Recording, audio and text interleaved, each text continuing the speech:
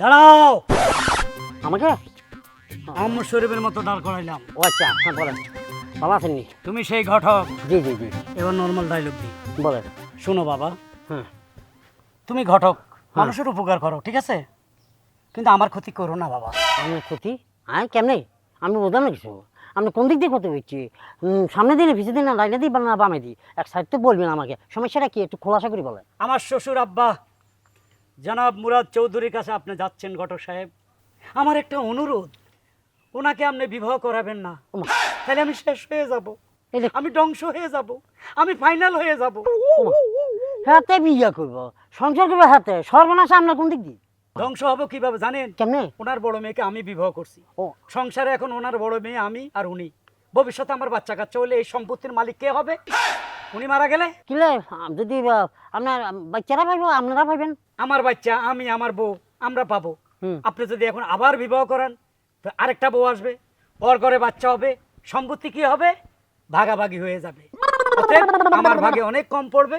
আমি চাই না আপনি ওইদিকে যাবেন না।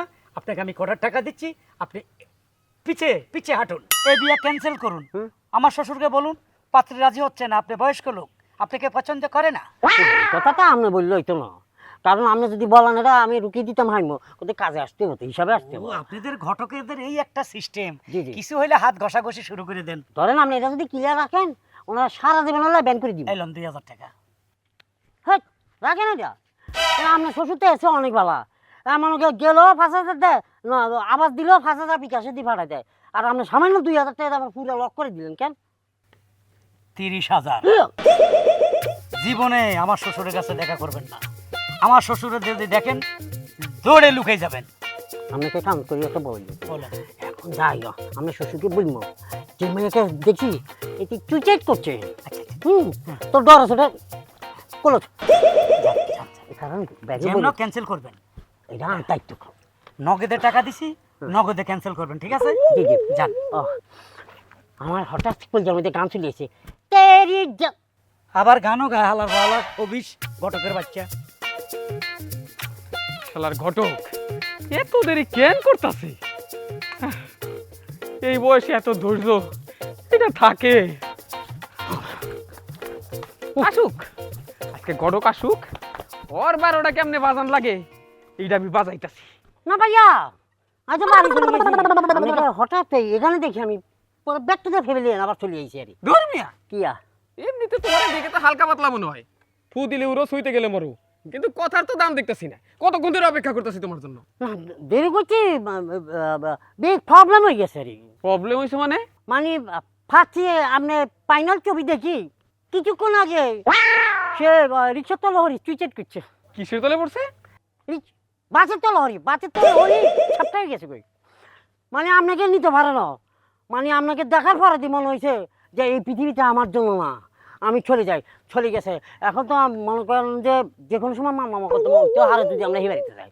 এখন আপাতত এটা স্থগিত করেন, আমি চেষ্টা করি সাই ফরের বাবা আমি লাইফ মাছ দেখবো ফরে।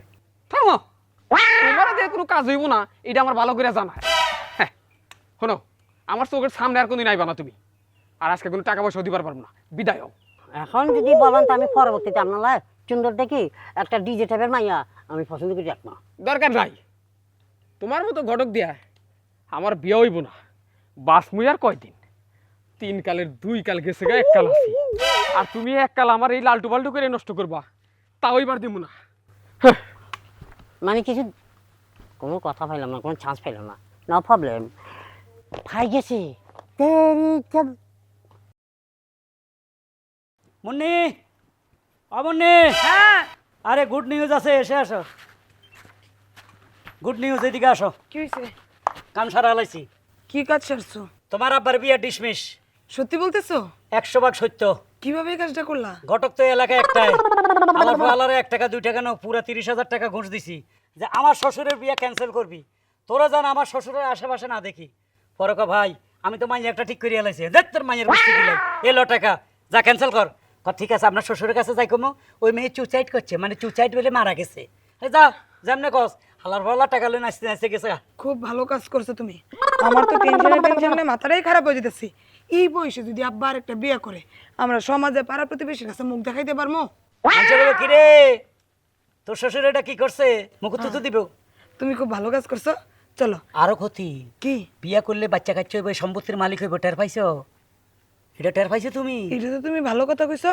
এখন তো এই পুরো বিষয় সম্পত্তি আমি পাবো, আমি পাবো মানে তুমি পাবো। ইয়েস আর যদি আরেকটা বিয়ে করে আরো 2-4টা বাচ্চা কাচ্চা হয় তাহলে তো আমার সম্পত্তির ভাগ হয়ে যাবো। ইয়েস, তোমার ঘরে বাচ্চা হলে বাচ্চা ওরে মালিক। সোনা রে, তুমি কি ভালো কাজ করছো, চলো করো চলো। মনি মারে বাহ, এরা কারা? আমি জানতাম ওই ঘটক দিয়ে কোনো কাম হইব না, তারপর নিজে যাই বিয়া করে নিয়ে এলাম। এই কোলে নু এটা তোর ভাই। কি? তুমি কি পাগল হইছো আব্বা? এটা তুমি কি করলা? তুমি এই বুড়া বয়সে মেয়ের জামাই ঘরে রাখা তুমি বিয়া করলা, করলা তো করলা, আবার একটা সাওয়ালা করলা, তাও সারা পাও নাই। আরে দূর, এইটা আমার জন্য ভালো। আমার বয়স হয়ে গেছে, কবে নোডিক্স মারি তার ঠিক নাই। এখন চিন্তা করলাম যদি এখন বাচ্চা উৎপাদন যদি আমার দিয়ে না হয় তো আব্বা আবার কইব কেন নতুন করে, তার জন্য। এ বুড়া তামলা, আমি কি তোরে বাবা কই না, শ্বশুর আব্বা ডাকি না? তোর লজ্জা লাগে না? হ্যাঁ, এরকম জামাই মেয়ে থাকতে আবার দুইটা বাপ আবার ম্যাচিং কইরা, পোলার আর পোলার মাপ দেখছো, ম্যাচিং কইরা কাপড় দুইটা লাল। বউ এখন আগে কথা কয়ে সময় নষ্ট করুন যাবো না, একটু ঘরে আহ। না এখন আর কত কইব কিচ্ছু, এখন তো কাম ছাইরা লাইছো না, রাখো। তোমার এই বউ আর পোলা লিয়া কেমনে সংসার করো আমরাও দেখা দেবো। এ দাঁড়াও, আমি গতকাল তো 30,000 টাকা ফেরত আনি। হ্যাঁ হ্যাঁ, 30,000 টাকা দিছি। আরে তুমি আবার বেরিয়ে গেলা কে? এইদিকে বাপে আকাম কইরা বইছে, এদিকে জামাই ঘটকের কাছে দৌড় দিছে। এখন আমি কি করবো? এখন এই বেটির পিছনে পিছনে তো করবো, এই বেটি না বাপের কোন মন্ত্র পড়ায়।